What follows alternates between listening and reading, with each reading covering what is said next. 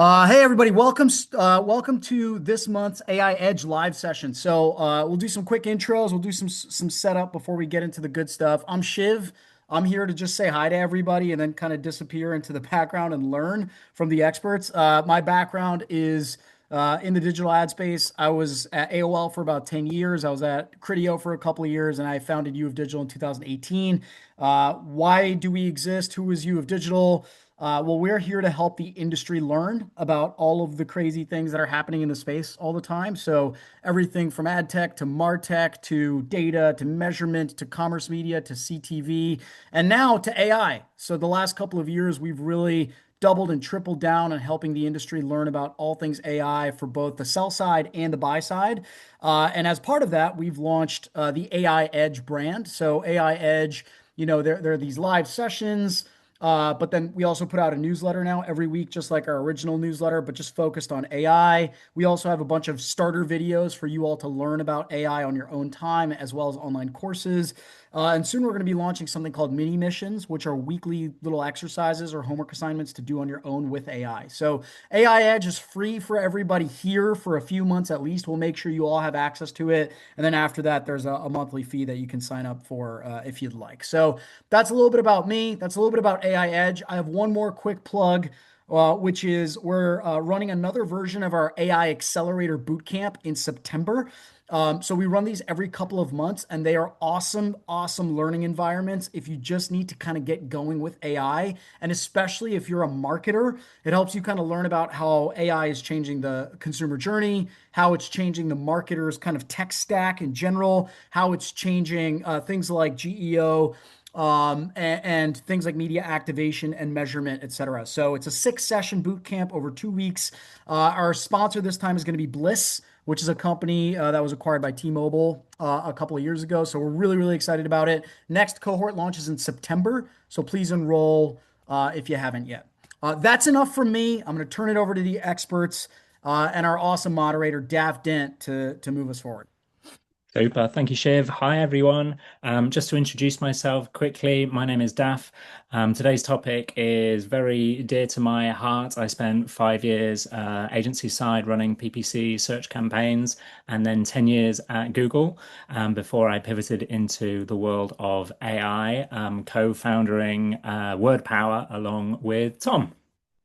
Hey everyone, see some familiar faces, but I'm the other half of Word Power along with AI or along with DAF. Also have a background agency side, spent a lot of time at Adobe, and then for the last 3 years I've been helping businesses go through the transition of the AI-enabled era. So looking forward to jamming with y'all.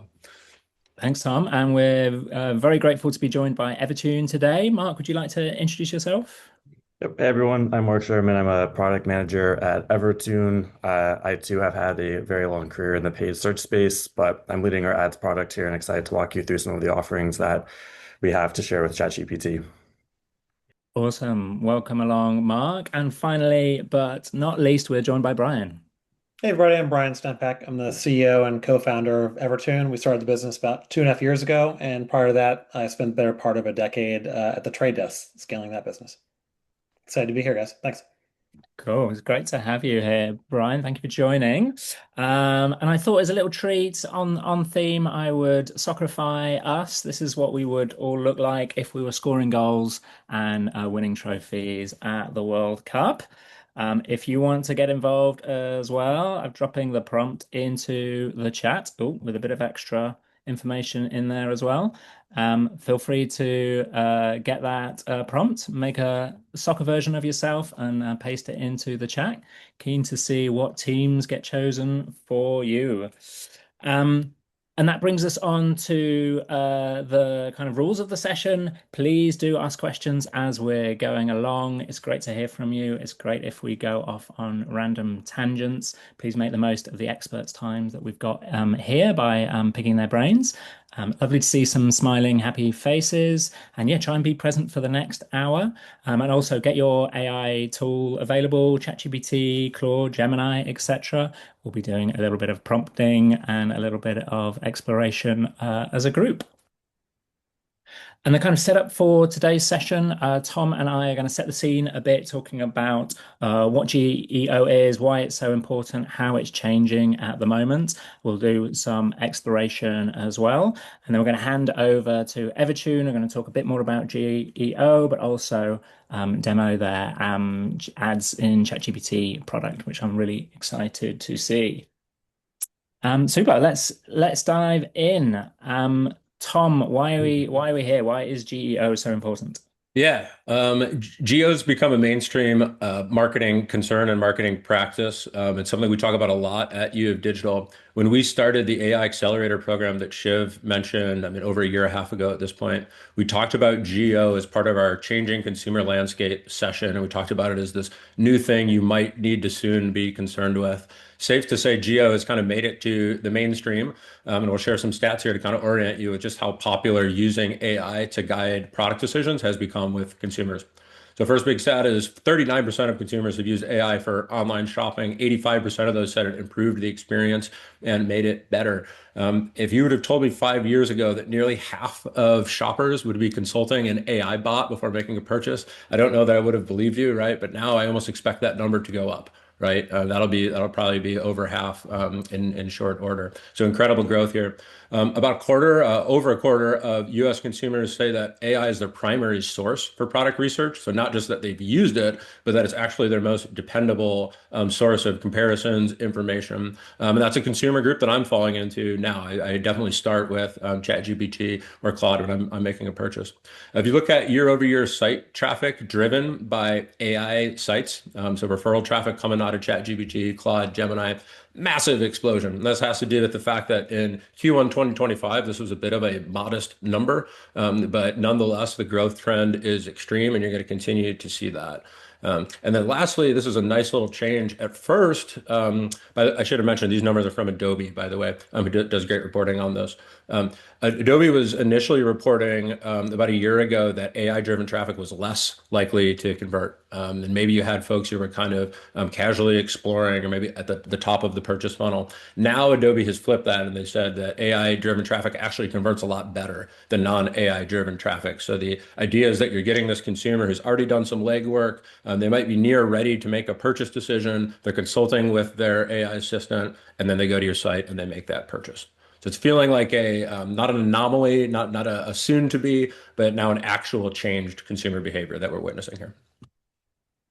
Yes, and what makes it even more important is the search engines are adapting as well. You'll have seen Google's putting AI results above its search engine results much more often and booting you into AI mode much more often. And that is pushing down all the organic results. So if you were previously, ranking really well on Google, getting traffic that way, that's probably no longer the case. You need to think more about, how you might be appearing in the AI results.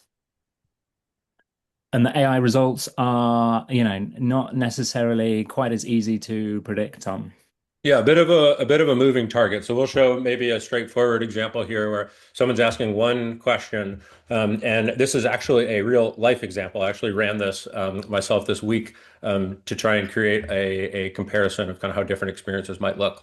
So here's again a relatively simple feeling consumer question: what's the best wearable device to help optimize my health? Something a consumer would totally ask their chat assistant. And let's look at two conversations, real conversations that happen side by side. So if you have not yet logged into ChatGPT, it knows nothing about you, kind of a blank slate. So I ran this query at two different moments in time, just about a minute after each other, in two separate instances of ChatGPT. Both of them didn't know who I was, didn't have my personalization or my history. And I got two different answers. So again, what's the best wearable device to optimize my health? The first answer I got back was Aura Ring. Got one of those on now. The second answer I got when I ran it a minute later was the Apple Watch. And both of the answers also included additional products to consider in a different order with slightly different attributes being called out from each. So as you can see here, kind of plainly, there's a challenge in that one experience or one conversation does not reflect the experiences that subsequent consumers might have with your brand. So you start to develop a little bit of tunnel vision potentially for how your brand appears in your ChatGPT or your Claude. But the reality is there's a broader sampling that really needs to happen to understand how your brand is showing up. And Tom, which of these is the best result, do you think? Aura, because I have an Aura ring, so I already know that's the best one. Yeah. Okay, that's good stuff. And why is that happening? Well, it's essentially that LLMs are prediction models. They don't, have results like search engines. Each time you are querying the AI, it's essentially you completing the next token based on predictions, and it doesn't always choose the most likely, the most relevant result. Sometimes it sprinkles in a degree of variation, a degree of random, so that the results are different and can be more useful to you. So that means it's very tricky to guarantee what the AI results are going to look like. So it's quite challenging to understand how your brand is showing up consistently. I mean, that's not Hey Tom, I have a quick question for you. So on the Aura versus the other the Apple Watch recommendation, what was there any difference in anything you did? So like were you logged in on one or not on it was just completely the same exact, it was totally controlled Completely the experiment. same, completely the same. And depending on the products you choose, if you choose like pretty mainstream products for which opinions have been firmly developed, like for example, if you ask like what's the best home wireless speaker brand, it's probably gonna say Sonos because there's like a ton of perspective on Sonos, right? Being a Mhm. leader. I chose something that's a little fuzzy, like where there's a little bit of competition. And I think the more your brand kind of the more fuzziness and the less absolute you are the category leader, the more variation you're going to see, and the trickier it is to pin down exactly how you're showing up. So if you're like a challenger brand, I think this is particularly challenging for you. Got it. Thank you. And Tom, how do you see results differ across different AI platforms? Yeah, I mean, here we showed the simplest vector that like all that changed was time, a single minute and a different login, and the answers were different.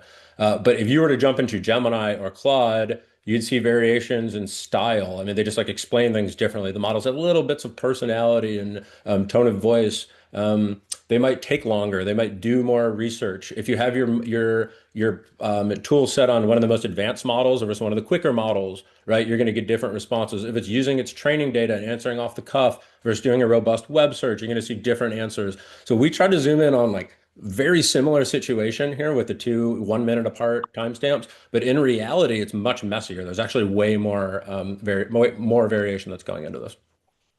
Yeah, makes sense. Makes sense.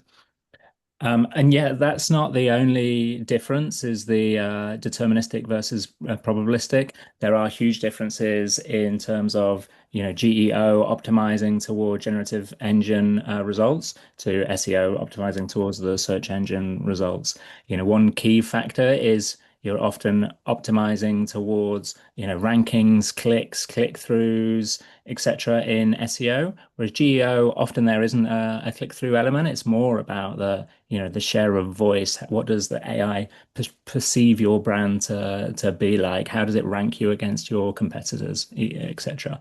So there's a lot more nuance going on. And the first part of kind of controlling that nuance and controlling how your brand appears is understanding it. And you can get quite a long way through some testing on your own. So I suggest if you pull up your AI tool, we will get a bit hands-on and try to understand how our brands are appearing. If you have a brand or a product, use that. But if not, you can think of your favorite brand or product. And there's kind of four key characteristics we're going to look at. How does AI list you? Do you rank whatsoever? What does it think about you? How does it compare you to your competitors? And how is it gathering all that information behind the scenes? Because that's critical as well. I'm going to play along. I'm going to share ChatGPT, and Tom's going to share some of the prompts in the chat. So get involved with that. Just pulling it up. Any AI tool will work here, free, paid, any variation is just fine. Even Google AI mode could work. So this is ChatGPT work, which was released just this month. And we're very excited about it. This is ChatGPT's answer to Claude Cowork. And we're seeing this as a pretty big shift in the way people are using AI tools. It's no longer, about chatting with AI. It's much more about getting the AI tool to complete work for you. So let's do the first one, which is I'm looking for a product. What are the top five brands you would recommend? Has anyone here tried ChatGPT work yet? I'm curious. I have not. Evan, it's phenomenal. You're getting good value from it? Awesome. Okay, that's great. Yeah, we're seeing our clients get huge value. They're just taking a step up, no longer writing documents themselves. They're getting ChatGPT to do that for them. You'll see here it's got a model selection, which is quite nice. You can, go faster, go slower. We're going to be going quite light and fast as we're demoing today. So we're going to put it on light and fast. So in this example, I'm looking for a fairly specific niche product. Obviously, the more niche you go, the more likely you are to see your brand rank. And I'm looking for Poppy. I don't know if you're aware of Poppy, the prebiotic drink. But that's great to see that it is ranking there. So, it's a good measure. It's a good little indicator of whether your brand is appearing in AI results at all. Second one, what three words would you best describe your product? So this is, a good way of th understanding what AI tools think about your product, whether your branding messages are coming through, what's the general perception and misconception of your brand. Shiv, are you playing along? What are you doing? You with digital? I am. Did you rank? I'm very happy right now with the results. It's great. Does I it was rate I was rate scared. rate you as a good training provider? Yeah, so I asked what are the top digital marketing and advertising training providers for my marketing team with a focus on AI? What are the top five brands? And guess who's number one? You've Digital. Awesome. And I'm not making that up. I have a screenshot. I'll share the screenshot. That's great to hear. I like it. Right, another really useful thing to do is compare your brand to the competitors. Who are the brand's main competitors? How does the brand differ from each? And yeah, that's quite interesting. It's calling out the main different competitors and how they're different from Poppy. You can obviously take this a lot further as well. You can create a, comparison table, which is looking at different core parts of your brand. It's price, its quality, etc. Get AI to score against each category is super, super revealing. Curious if anyone else is playing along. Braden, are you prompting? What does it make of your brand? Sorry, I just asked a question in the chat first. I wanted to clarify how I should be chatting. Oh, cool. What was the logged in data may bias towards specific brands, right? Search logged out. Yes, searching logged out is good. Going on the incognito mode is useful as well. Yeah, you'll definitely get more insights that way, especially if you've got memory turned on. Yeah, Sounds good. it's a great point, Braden, though. Like everyone's individual responses are going to be slightly different based on their conversation history. And that's a theme we're not like running away from. Here, Daph is showing a quick and dirty light example. He's getting some answers, but these are not representative of everyone else's experience with Olipop. So it's a important question that you're asking, and we're not suggesting that there's a clean workaround. Even if you just do the incognito mode, like Daph said, that's not a very like there's tons of people who have other characteristics in their account and memories and histories, right? So you're only representing a user without any history, right? So it's difficult to recreate all the different variation that comes from people's actual AI setup and details. One thing I'll notice, like when we see clients use this, they're often doing it by audiences or personas, often like they do in the rest of ad tech. So they might go and say, what's the best prebiotic soda for someone on a diet, someone with this condition, someone living here? Like you can kind of add the persona because that's what the model is doing. It's actually adding your history and context into the prompt when it asks it. And so can you be precise on every user? No. But can you break it into themes of audiences? That's the more kind of common use case. Great. Yeah, that's a great point. Thanks, Brian. And then the fourth good thing to understand about your brand is, what information exists about them? What is influencing the AI results? Where is it pulling its information about your brand?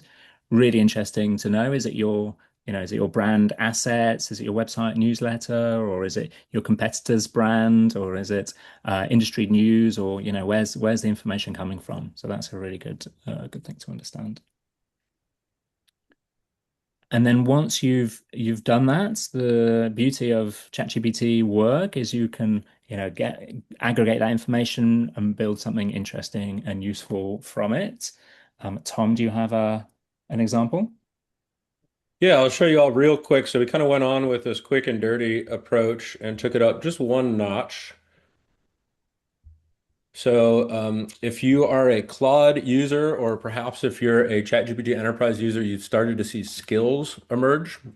And again, on our AI Edge calls each month, we want to keep kind of ushering forward the newest AI stuff. So a skill is a repeatable process that you can use in Claude or ChatGPT. So I went ahead and built out a skill that does what DAF was just doing, but a little more thoroughly, with just a little bit more volume, and then creates a report for us to view through. So call this your quick and dirty geo study 1.1, or maybe even 2.0. So the way skills work, I just said, hey, run a geo study on Aura Ring.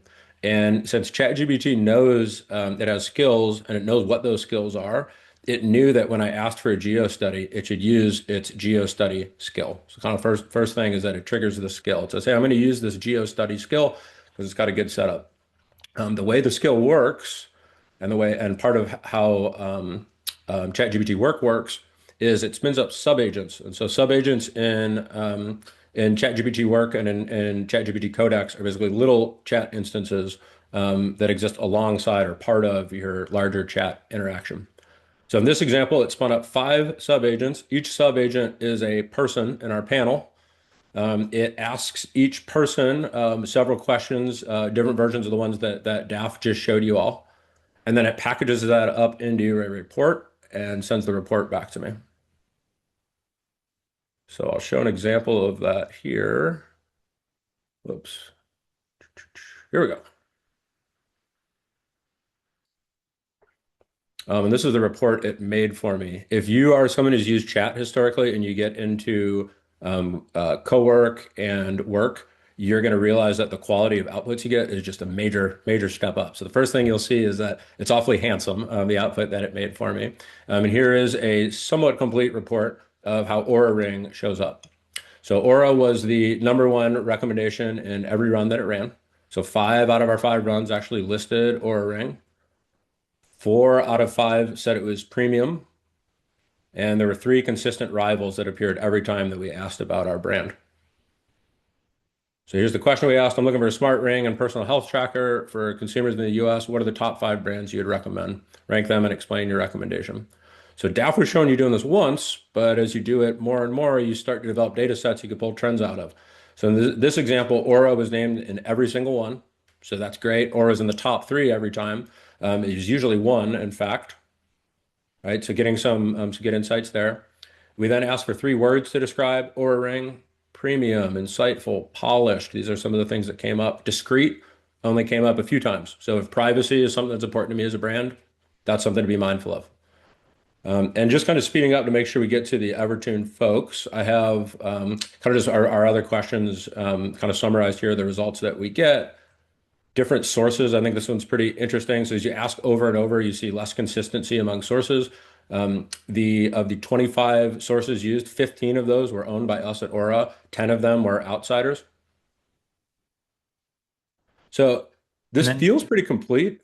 Feels like I'm getting a sense of how my brand shows up in the results. The reality is here, however, this is still just a small fraction of how my brand might be showing up. So these are 5 ChatGPT sessions, but 5 is not a lot, right? We're not necessarily at statistical significance here. We'd want to do this maybe tens of times or hundreds of times or even thousands of times, right? You create a better data set. We use the same model here every time, and we use ChatGPT every time. So again, not representative of the real world. The location was the US each time. The time was right when I ran it each time, right? So it's kind of all these factors that we sort of glossed over. They're actually quite relevant and came up in our examples that we were working through today that make this really not quite customer ready or not exactly something I would want to build my business on. But hopefully you get a sense of how the core components of GEO are visible right here in your platform. And also hopefully you got to see how the ChatGPT work is pretty powerful and cool. Yeah, I'm impressed with so this is a site, right, rather than a document. So this could be shared internally or externally straight Yes. from ChatGPT. Yep. Yeah, that's That's right. pretty impressive. Super. Thank you, Tom. Okay, super. That was a good segue for Evertune. So I hand over to Mark and Brian to talk us through the platform a bit more and the ChatGPT ads integration. Cool. Sounds good. Thank you guys for the intro. So I'll talk a little bit about what we're trying to solve for. Then I'll show you guys some real examples of what this data looks like, kind of building on the demo that Tom just did.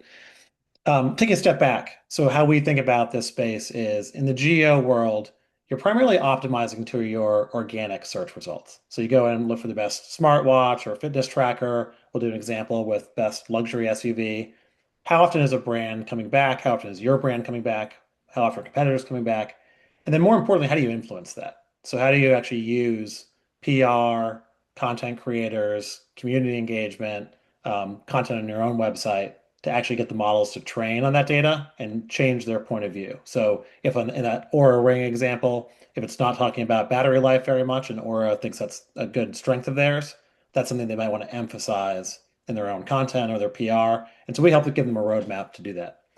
But just like in Search 1.0, organic is not the only place that matters. It takes time to show up in GEO results. It takes time for ChatGPT to train on new data, to surface some of the things you're saying in its results. Same for Claude, same for Gemini and the rest.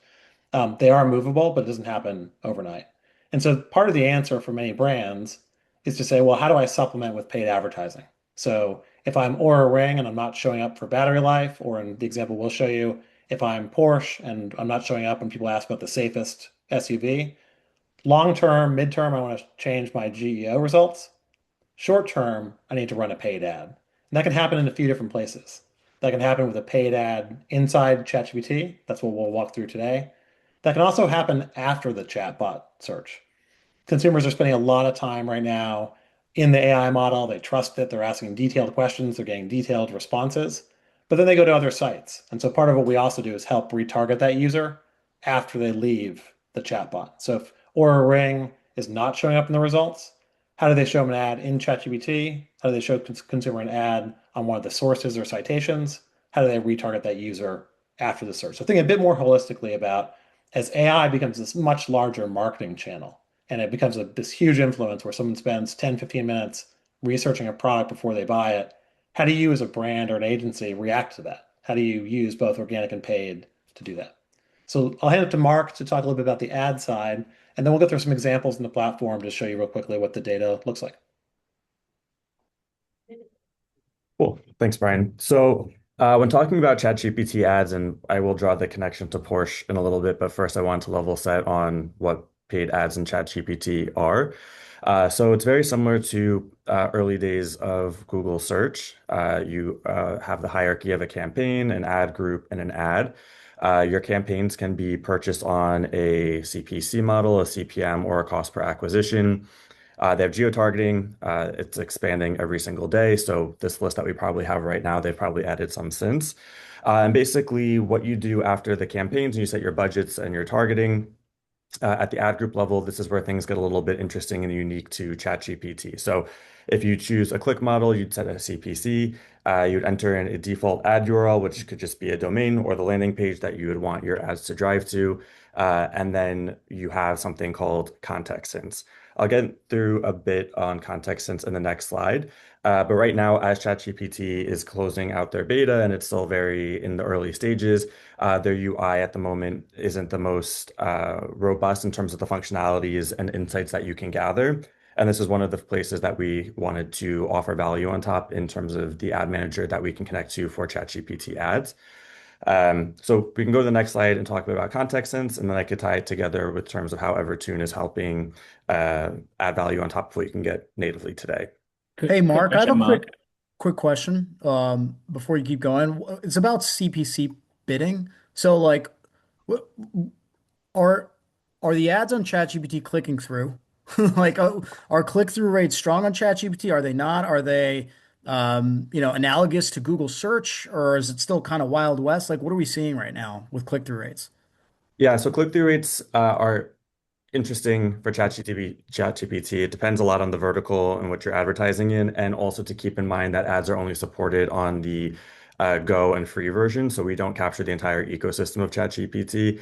Typically, what we've seen on our end, a click-through rate that is pretty solid is around 0.7 to 0.8%. But again, this is data that's mixed with brand, non-brand, different verticals, so uh, Okay, it's a good benchmark to hit, but that's what we see as being healthy. Yeah, I mean, got it's super early right now. I mean, we're only 12 weeks in to them rolling out ads. And I think this is also I think one of the challenges that ChatGPT has is this isn't, and when you go to Google, you're trying to navigate, trying to find what you're looking for, click out, whether that's paid or organic.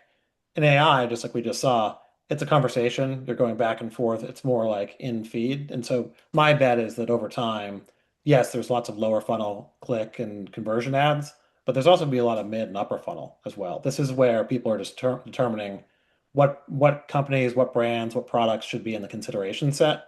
And so I think that's a big difference here is that we're treating this like it's Search 2.0.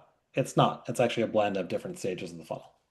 Yeah, and I wonder if you shoot yourself in the foot if you're bidding on a CPC basis because of that, right? Like if it's more full funnel, you shouldn't be just focused on driving a click necessarily because people are discovering, people are shopping, people are comparing. And so if you're a marketer, I think that's like a really important thing to think about is like, what's my bidding strategy here? Do I even want to be driving towards the click? Yep, exactly right. I think that's largely driven so far by the ad format. 'Cause, I mean, the ad format today is a Sure. small static image with a little bit of text. It looks more like a search ad. My assumption is that, again, 12 weeks in, as ChatGPT grows their ads business, they'll probably roll out different formats that are more mid and upper funnel, more influential. It could be video, just speculating, but I don't think we're going to see only a couple lines of text in a static image because that's not going to be influential in the more upper funnel realm. Yeah. Got it. And are volumes significant yet, or is it still in beta and just rolling out slowly? This is still pretty early. Again, they're early on. I mean, minimums have come down. They started with a bunch of brands who are spending six figures.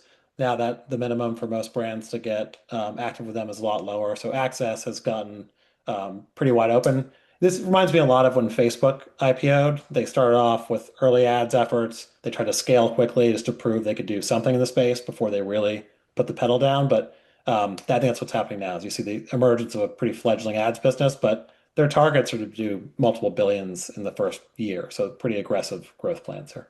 Right. Yeah. And great question from Michelle. Isn't CPC bad for ChatGPT if I'm going to get impressions as an advertiser, regardless if people click? Again, it comes back to the ad format. I mean, I think very few people in Google search put a whole lot of value on the impression. They put most of the value on the click. And so I think this comes down to where does ChatGPT really want to compete? Do they want to compete as a search player, in which case they're trying to drive those clicks and it's going to be more lower funnel? Or are there ad formats that start to come in that are more about impressions and price like impressions as you'd see in most digital media outside of search? Cool. Yeah, makes sense. Makes sense. I would Anyway, also Mark, what are context hints? Oh yeah, I would also add to that too. It depends on the media strategy and what your brand is. If you're looking for brand awareness and visibility, a CPM model might be better just because you are paying for the impressions. Whether that if you are trying to do lower funnel tactics and more D2C, then you would want to pay for that click because you want to drive to the site to make a conversion. So it kind of depends. There's use cases for all different areas, but it really varies on the strategy and the business objectives that you have. Um, so for context hints, basically these are gonna to translate to search, but this is not a direct translation. These could be considered keywords, but we shouldn't think of them as keywords. We could think of them as keywords in terms of the triggers and which will allow your ads to serve in a response from ChatGPT. But it's really trying to provide the overall themes in which you want your brand to surface when someone is prompting the ChatGPT model. So what we see is that we've tested this in various instances where we tried keywords, we tried sentences, we've tried broader themes and topics. And what we really found that gave us the most scale is if you're able to identify an intent and a topic that's specific to the conversation. So what you see here in this context hint, a frequent flyer researching best noise canceling wireless headphones for long haul flights would be one. Remote worker, you're identifying their persona and the intent of a persona, and this really helps ChatGPT target the problems that are being queried and providing it a relevant ad to serve. So these are the types of context hints that we see to do quite well and serve larger breadth. Um, and that's kind of like one of the levers that you have to help optimize your ChatGPT campaigns. You have your ad copy, you have your CPCs or CPMs that you're setting, and the modification of context hints all come together to help provide a hopefully fruitful chat campaign.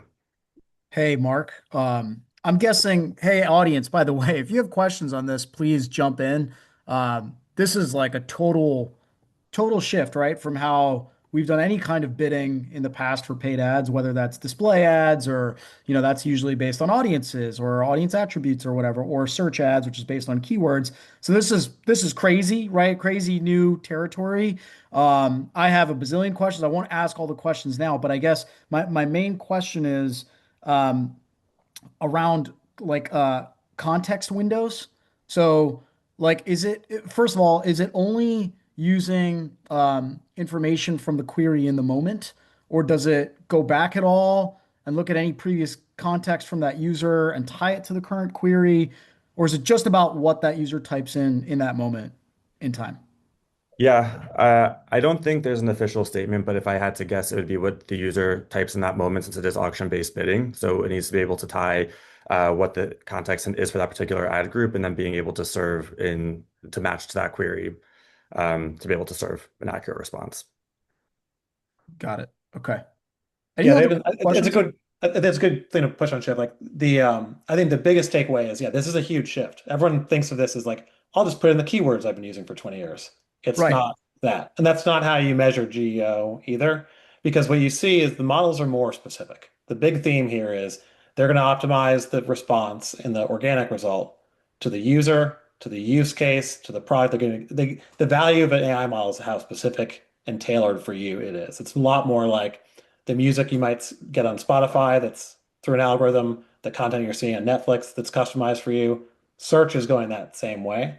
And so this isn't dump keywords into ChatGPT and cross your fingers. This is you have to be much more specific about what battlegrounds do you want to win across audience, product, persona, and all the rest.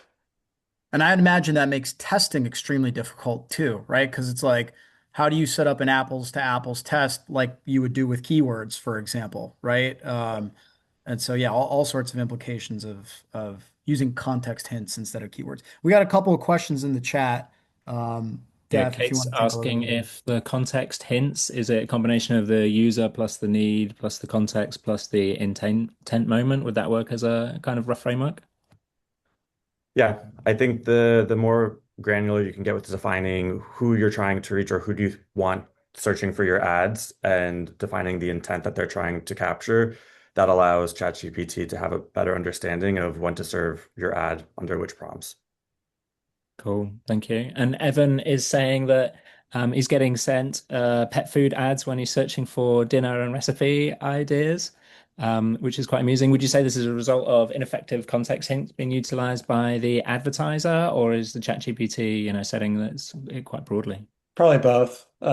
We've seen a fair amount of confusion around contact sense, but also new marketplace. You don't have that many buyers yet competing, and they're trying to Mm. monetize. So again, early days. Let's give everybody a little bit of grace. Cool. Yeah, makes sense. And Kate's asking what control do users have over ads? Can you dismiss irrelevant ones, etc.?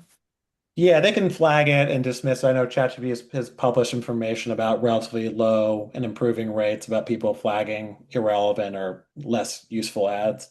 So there are some controls for the user right now. Yeah, it doesn't seem like there's, some people predicted quite a strong user reaction to ads within AI results. That users would hate it. AI is their trusted friend. How dare it advertise to them? It doesn't seem to be the case from what I'm reading. Users seem to be okay with it so far. I think that's right. I mean, I think this will go the same route we've seen, which so much of the rest of the internet, which is to have this powerful tool at a low cost or for free, someone's got to pay something, or you're going to see some Yeah. ads. And so I think this is not a new model for the internet as a whole. And the ads aren't too intrusive either, right? Like so far, it's just a simple, very clear line of text. Yeah, very true. Yes. Ben's asking, do ChatGPT ads have offline conversion right back, similar to Google or Meta? Go ahead, Mark. So right now, out of the box for ChatGPT, they do pixel-based tracking, so you can use their conversion tracker. They also have a conversion API where you can then pass back conversions from your data source to ChatGPT. It depends on the integration and how it's set up, but theoretically, offline conversions can be set up manually, but it's not something offered out of the box through their Pixel today. Cool. Okay. Well, let's go through a quick example. So I'm going to start just by building off what Tom did. And can everyone see my screen okay? Yep. So this is what GEO data looks like. So this is for Porsche, for luxury SUVs, and similar to what Tom just ran through in his example, this is just that at an enterprise scale. So we're going through and we're asking, in this case, it's about 60 different questions, 100 times, repeated per model. So you're talking about 60,000 questions. We're asking this across 10 models. And we're looking at how often does Porsche come back if you ask unaided, what are the best luxury SUVs? So you can see on average, they're kind of middle of the pack. They come about 50% of the time. And so when you narrow that down to a single model like ChatGPT, you can start to seeing what the models are coming back with. So that same example of gives a different answer every time. We're repeating that across lots of different questions in the SUV category. And so you're seeing BMW has an 80 score, Lexus as well, Mercedes. Porsche is kind of tied with Genesis here for fourth place when it comes to the ChatGPT model. So this is the starting point when we think about GEO and how to handle the organic side of things. We also go a click deeper to look at, well, what are the things that matter? And so let's just focus on ChatGPT search. What do people care about when they think about buying an SUV, or what should they care about? ChatGPT is saying it's performance, brand reputation, comfort, safety features on down the line. This is not necessarily what people think. This is what the AI model is saying. And then we ask, well, which SUV is the most performant? Which is the best brand reputation? Porsche is doing really well. They're not doing well in comfort. They're not doing well at all on safety. Does that mean the car is unsafe? Not necessarily. It just means the model may not have information to train on to be able to give you information back that it's safe. So 2 minute starting point of where the brand might sit. Often brands come in, they're looking at like what model are we doing well in, which one are we not doing well in, what features do they think we're good at, what do they think we're not good at. And so this starts to bridge over to GEO, you're managing organic search results, paid ads, you're going to go more on the advertising side. How do you bridge the two? So how do we use this information to actually inform some of the contact sense? So let me hand it to Mark and he can go through that. Cool. Thanks. Let me share my screen. Okay. Let me just get my window set up. Okay, so this is our version of the ads manager that will integrate with ChatGPT ads. So we generate an API key, we connect your OpenAI account to Evertune, it creates a bidirectional sync. So you can create and optimize campaigns within Evertune, and that would be pushed directly to OpenAI for serving. So this is just pretty standard functionality with data over time trends, but where we see that we will offer the real value is to Brian's point of using our organic data to inform a paid media strategy. So if you were to go in here and click on build campaigns, we'll take Porsche, for example. We have a tracker. A tracker is essentially a container of prompts that are running within ChatGPT. So we have 184 prompts, 12 topics for luxury SUVs. Let's just say as an advertiser, I want to be able to build campaigns and see our organic visibility across all three of these themes. We'll select the SUVs, sports cars, and sedans, and then we can go ahead and build out the campaigns. So what's happening now is that the ad agent that we have is currently going to go through the trackers and being able to take those trackers and bucket them into three categories: one of low organic visibility, one of medium organic visibility, and one that is high. The summary that is going to be produced, to Brian's point, it says the greatest opportunity is going to be in safety and driver assistance, where poor surfaces as few as 2% of the answers, while performance and racing heritage tend to lead the category in the organic space. If we want to see how the agent is defining this, if we wanted to click into the low organic visibility, we see the trackers that we have associated with the specific topics, and then the visibility or brand score that Porsche has for each of these different categories.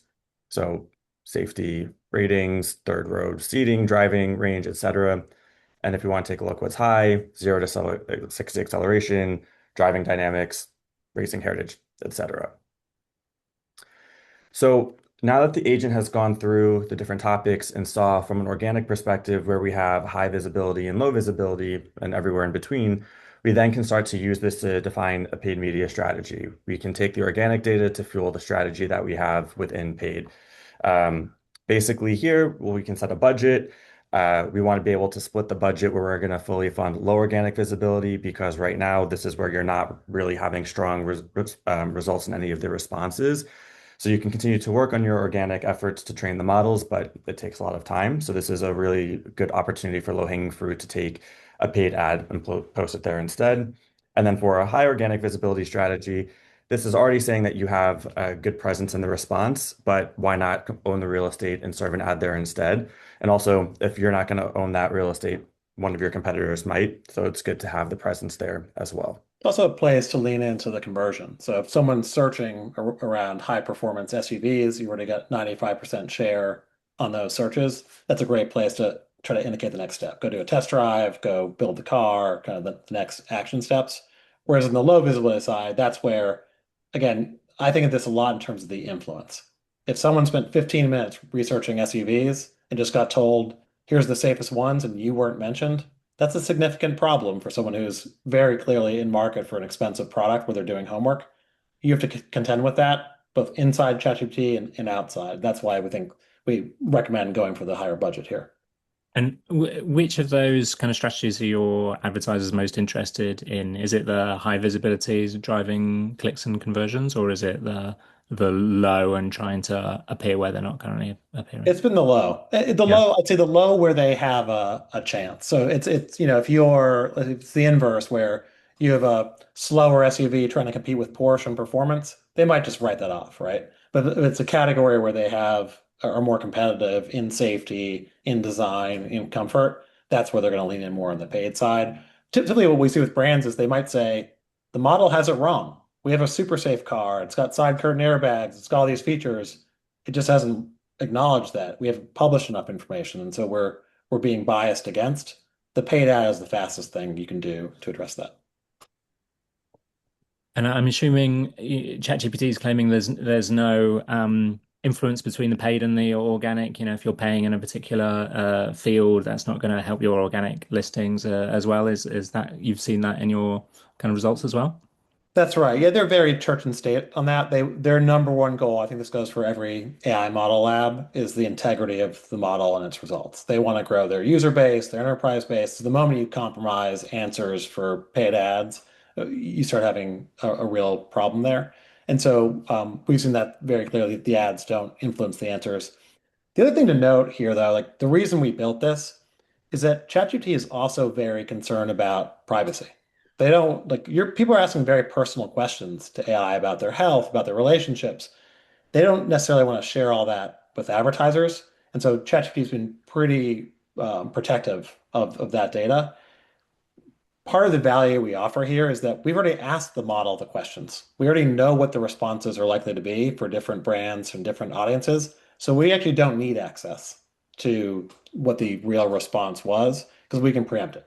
So because we know the answer, that helps us say, okay, if we know that Porsche is going to be recommended in these types of searches or for these types of audiences, we can already handle that from the context hint window. We don't need additional information from OpenAI. So you guys are like the minority report of There you go. Yeah, of AI. Okay. that's right. What do they call it? Pre-thought? Precog? Precogs, the Precogs. precogs. Yeah. Sorry. We're the precogs of AI ads. I'll use that. Cool. So I'll just move forward a bit, just in the interest of time. So we have this information. What do we do with it? We have the budgets. We have the breakdown of buckets. We're going to take this and now we're going to break out a campaign strategy. So, for example, we have 3 campaigns: low, medium, and high. We've generated a bunch of ad groups, each relevant to the particular theme. So for um, safety and family practicality, we want to be able to see where Porsche can actually serve to kind of counteract some of that low visibility. And what we found is that they have an SUV, the Cayenne. So what we were able to do is use our best practices within our agent to be able to develop context hints for you. So again, it identifies the persona with the intent and what they're looking for. So I need a luxury SUV with room for my family and gear.